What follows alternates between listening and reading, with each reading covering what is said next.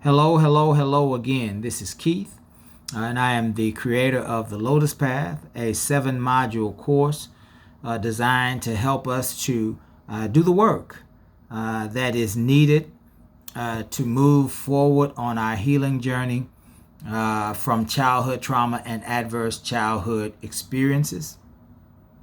I'm delighted to be with you today, and if you are seeing my face, the good news is that you have survived. The good news is that which was designed to harm you, to destroy you, did not work because you were stronger than that. You are stronger than that. You were more powerful than that. You are more powerful than that. And you and I are survivors of childhood trauma. And if we are survivors of childhood trauma, then we can be thrivers in life. Again, if you were a survivor of childhood trauma, then you and I have an opportunity to thrive in life. And so our discussions are about what thriving looks like after the trauma, what thriving looks like after the experiences.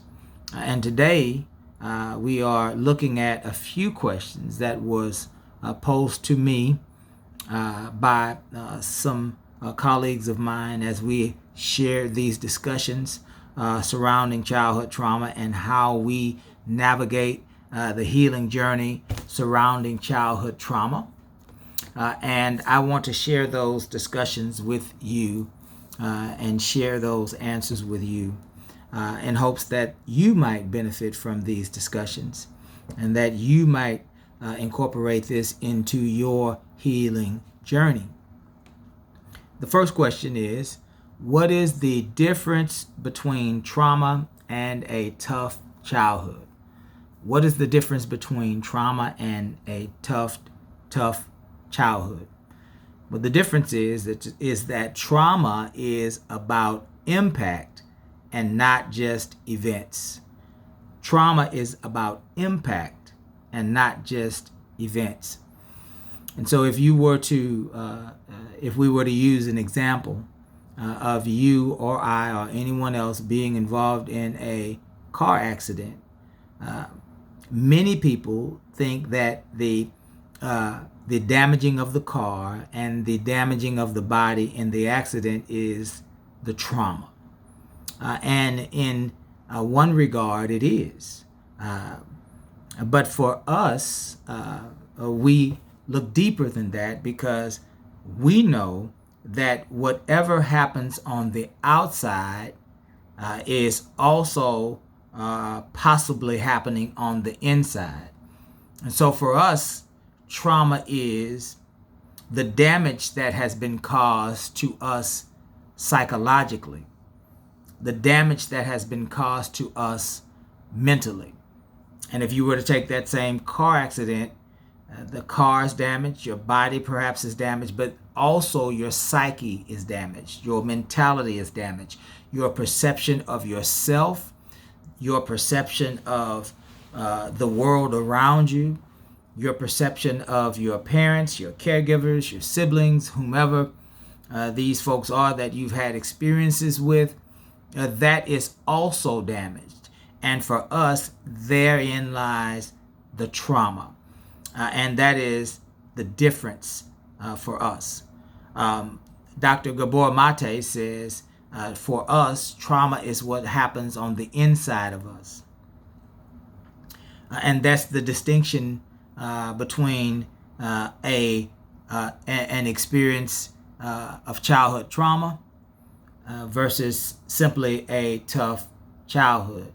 Many people have tough childhoods for all sorts of reasons. Some of them are their living conditions. Many people don't grow up with basic necessities or the things, the resources that they need.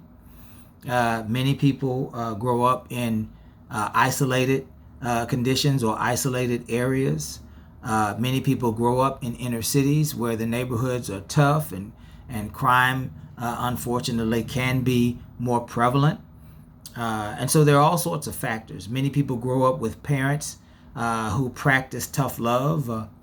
Many people grow up with parents who have well-defined rules. Many people grow up with caregivers or parents who travel a lot for work, who are gone a lot for long periods of time. All sorts of things factor in to what is a tough childhood. But if those conditions have not caused an injury or trauma to your psychological understanding, if they have not caused an injury or trauma to your mentality, to your perception of yourself, to your perception of the world around you, to your perception of your parents or caregivers, to your perception of the people that you've encountered at those younger ages and stages of your life, then that is not trauma. It is childhood trauma. It is childhood trauma when whatever you are going through, or whatever you did not go through that you should have went through, whatever you did not get that you deserved, or whatever you got that you didn't deserve, when all of those experiences cause trauma to your mentality, that's when you have experienced childhood trauma. Two people can experience the same thing, and one of them can be wounded and the other one could not be wounded. Two people can have a mother who travels for work, and one of those persons may have the ability to grasp and understand, perhaps with assistance, maybe not with assistance, that their mother loves and cares for them, but is simply engaging in an activity that is designed to care for them from a physical and economic standpoint, while the other, even sometimes siblings, the other person can perceive that as abandonment and rejection. And so if you were to look back on your childhood and there are deep wounds that you are unable to process, therein lies trauma. If you have changed your life and it is impacting you negatively because of what happened to you when you were younger, that's childhood trauma. If you had a tough childhood and yet you have made it through and you are living life from a somewhat healthy perspective, that is a tough childhood, but perhaps that is not childhood trauma. What childhood trauma does, or what any trauma does, is it overwhelms the system. It overwhelms the system. The car is damaged and inoperable. The systems were damaged. Your body, because of that accident, has been damaged, and now it is limited.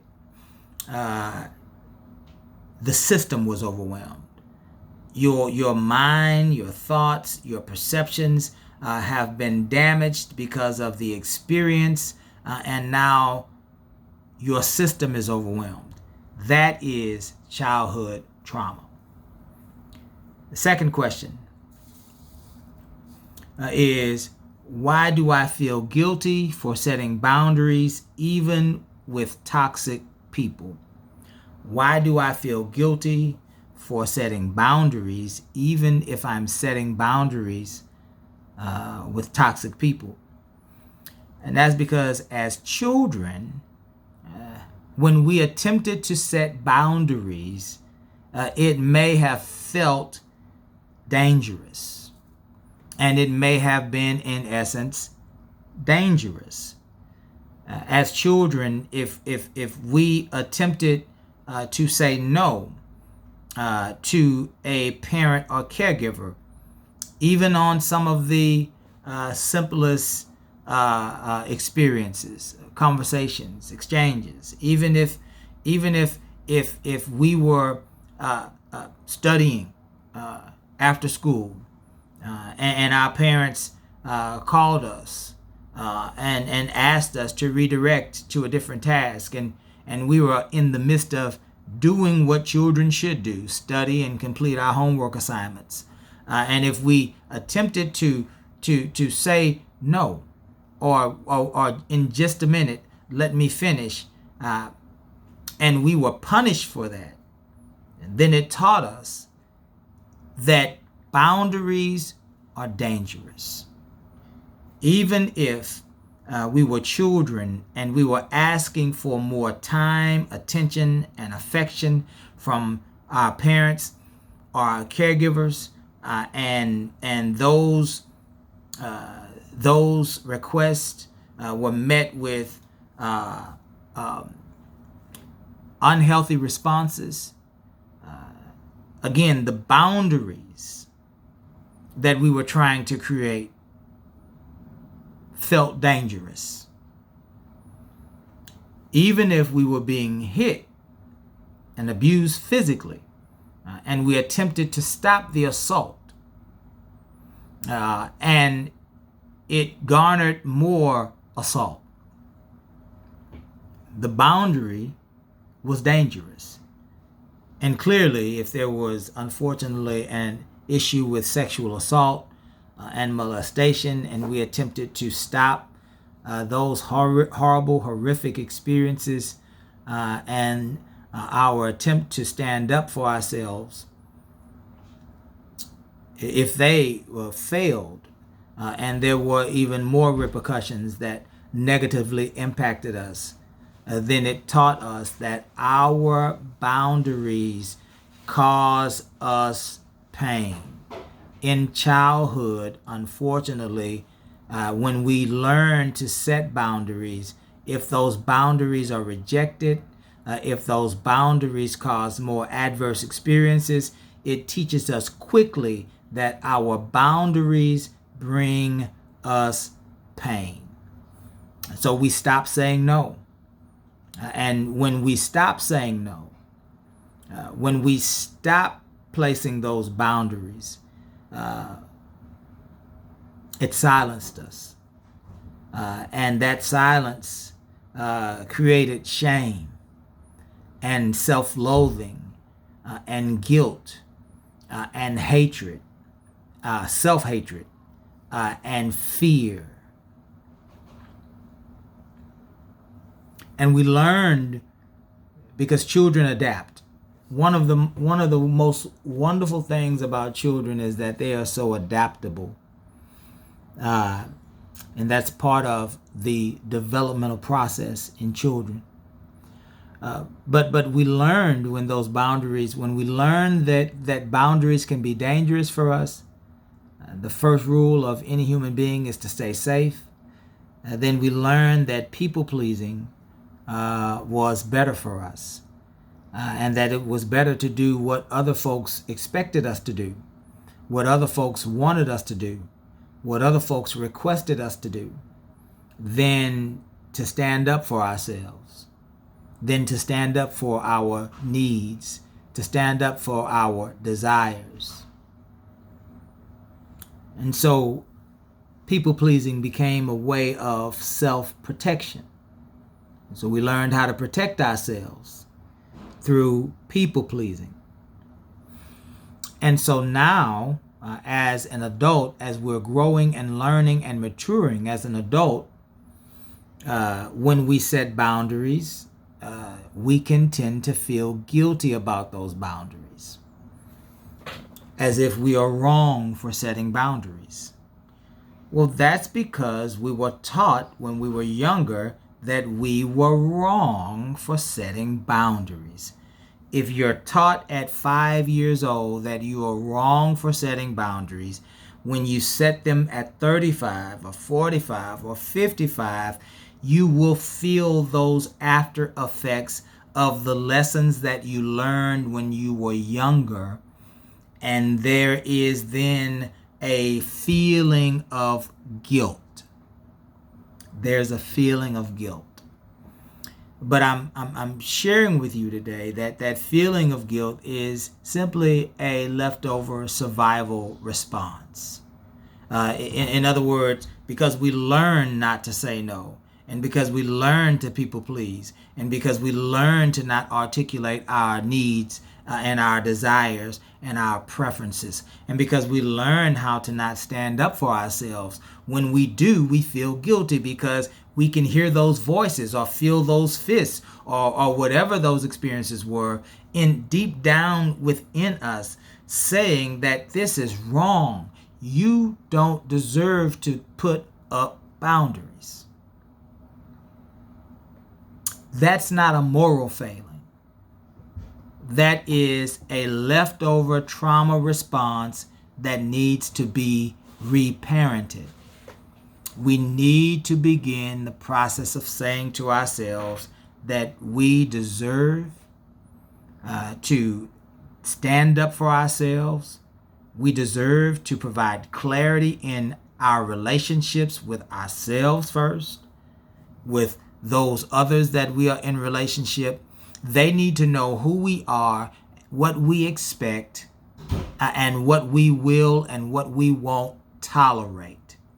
Those are healthy activities in relationships, whether it be with your parents, whether it be with your significant other, your children, your siblings, your family members, your friends, even those folks that you work with on your job and in your career. Healthy boundaries. The last question I wanted to share with you is, why do I sabotage good things in my life? Why do I sabotage good things in my life? You know, when we were younger, we didn't have the opportunity to have a lot of good things. Those of us that are survivors of childhood trauma, a lot of what we experienced was bad. A lot of what we experienced was unfair. A lot of what we experienced was painful. A lot of what we experienced was scary. And we experienced it in the midst of our development. In the midst of our childhood development, our experiences were less than ideal. That taught us that we are to expect in life experiences that are less than ideal. Did you get it?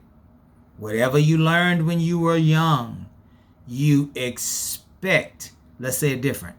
Whatever you experienced when you were younger, you expect in adulthood. Whatever you experience at 5, you expect at 35. We experienced neglect at 5, we expect neglect at 35. We experience abuse at 5. We expect abuse at 45.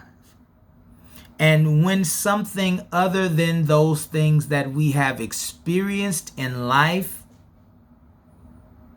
comes into our lives, it feels unfamiliar.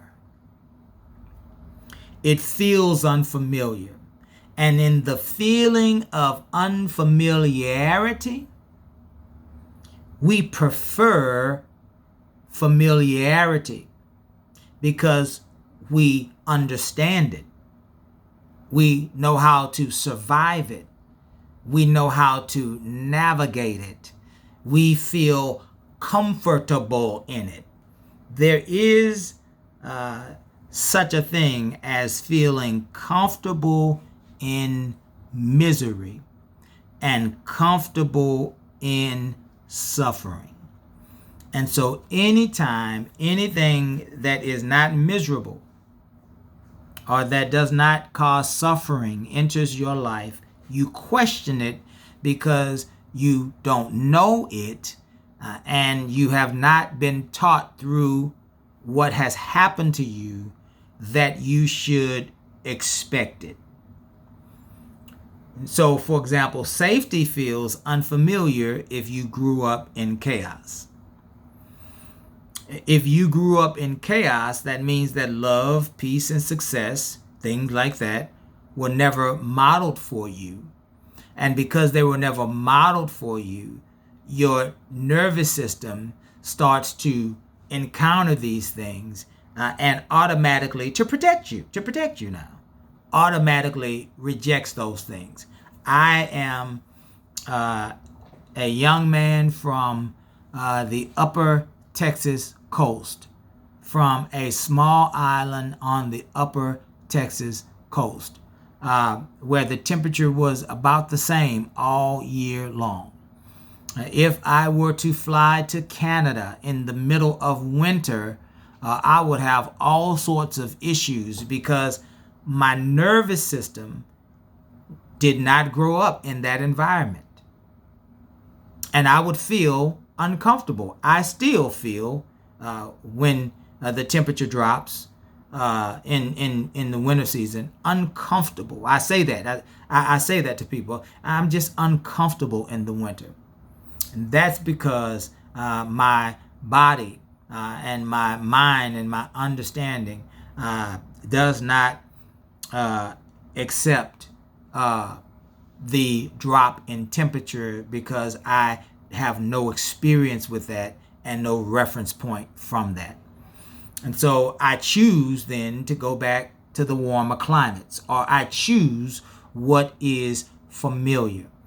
And that is called self-sabotage.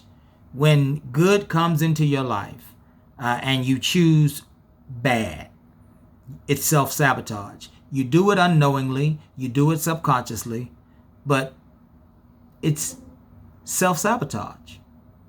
And that's why, as I close this question, that's why sometimes we watch people, whether they be male or female, encounter other people romantically, and they skip over, pass through, and run over the people that are well-meaning and healthier than they are, and they zero in on the folks that will cause them much more pain. That's because those folks remind them of familiar places in their lives.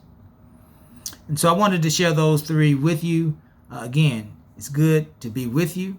And I hope that these three questions spurred some things in your mind and in your heart that you might be able to use on your healing journey. Remember, you are not broken, you are becoming.